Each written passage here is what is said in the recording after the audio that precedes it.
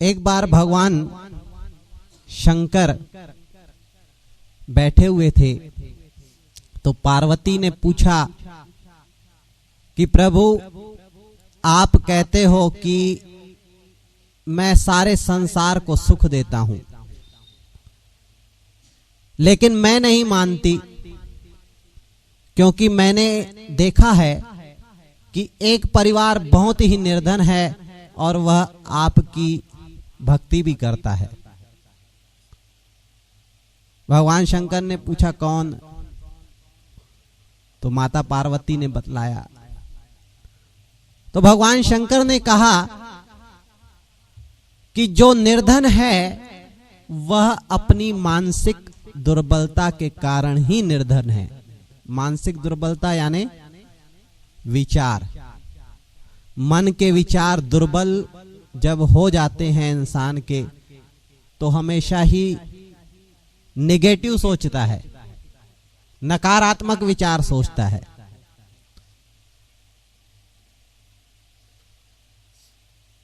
तो माता पार्वती ने कहा नहीं प्रभु, ऐसा हो ही नहीं सकता, मैं मान ही नहीं सकती। आप किसी को धन दो और वह इंसान फिर गरीब हो जाए, ऐसा कैसे? आपको तो धन देना ही पड़ेगा, उनका जीवन बदलना पड़ेगा, भाग्य बदलना पड़ेगा। आखिर पार्वती जबरदस्ती भगवान शंकर को लेकर आई। कथा बड़ी रोचक है और समझने लायक बात है। भगवान शंकर जब उस परिवार के पास आते हैं तो भगवान शंकर सबसे पहले वहां पर जो बुढ़िया स्त्री रहती है उससे पूछते हैं कि माताजी आपको क्या चाहिए, वरदान मांगो। तो उस स्त्री ने वरदान मांगा कि प्रभु मुझे बुढ़ापे से बड़ी तंग आ गए हूं, मुझे 16 साल की युवती बना दो। भगवान शंकर ने कहा तथास्तु। वह 16 साल की बन गई, लेकिन जो उसका पति था, बुजुर्ग था, वह गुस्से में भड़क गया और कहने लगा मुझे पता था तू धोखा देगी मुझे। अब देखिए मानसिक विचार, दुर्बलता देखिए इंसान की। तुरंत नकारात्मक सोचने लगा, पॉजिटिव नहीं सोच रहा है, तुरंत गुस्से में आ गया, तुरंत कहता है कि मुझे था तू मुझे धोखा देगी। लेकिन भगवान शंकर ने कहा अरे भाई गुस्सा क्यों हो रहे हो, क्रोधित क्यों हो रहे हो, तुम भी वरदान मांग लो। अब आप सोचिए कि गुस्से में इंसान की बुद्धि जो है कमजोर पड़ जाती है। आप कहते हो कि हमारी बुद्धि काम नहीं करती, बुद्धि कैसे विकसित करें? सबसे पहले आप गुस्से में जब भी निर्णय लोगे आप ले ही नहीं पाओगे, डिसीजन आप ठीक से ले ही नहीं सकते।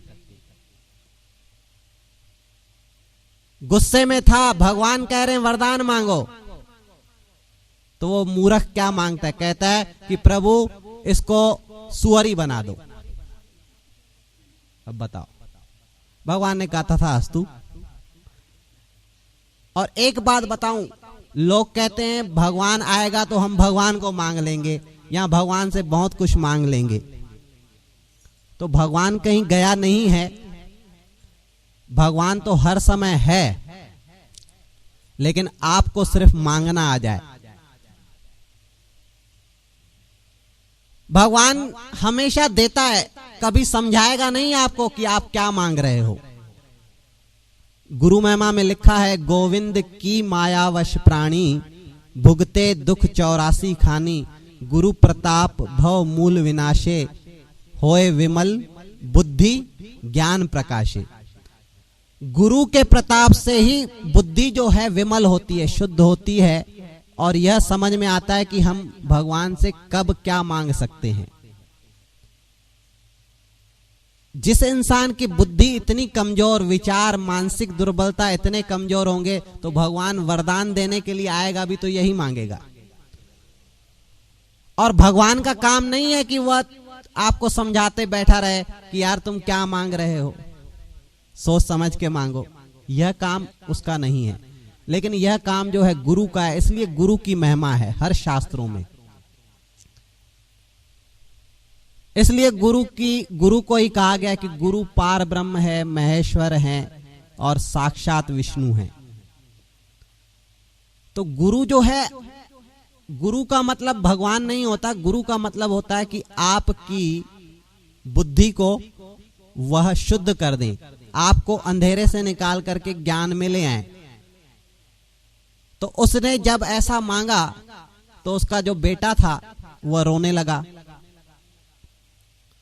तो भगवान शंकर ने उसके बेटे को कहा कि बेटे क्यों रो रहे हो, तुम भी वरदान मांगो। अब वह लड़का रोते रोते कहता है कि भगवान अब मांगू क्या, बस मेरी मां को वैसा ही कर दो जैसे पहले थी। भगवान ने कहा तथास्तु। अब भगवान शंकर बोले कि पार्वती देख लिया, लोग एक वरदान में धनवान हो सकते हैं, लेकिन इन्हें 3-3 वरदान दिए मैंने, कुछ भी हुआ वैसे के वैसे ही। तो भगवान वरदान देने के लिए अब भी बैठे हैं। भगवान का रूप क्या है सिर्फ आपको पता नहीं है। क्यों नहीं पता? क्योंकि अज्ञानता की वजह से ही हर इंसान दुखी और परेशान है, अपनी मानसिक दुर्बलता के कारण। हमारे विचार जितने कमजोर होंगे हम सबसे ज्यादा दुखी होंगे, ये बता दूं आपको।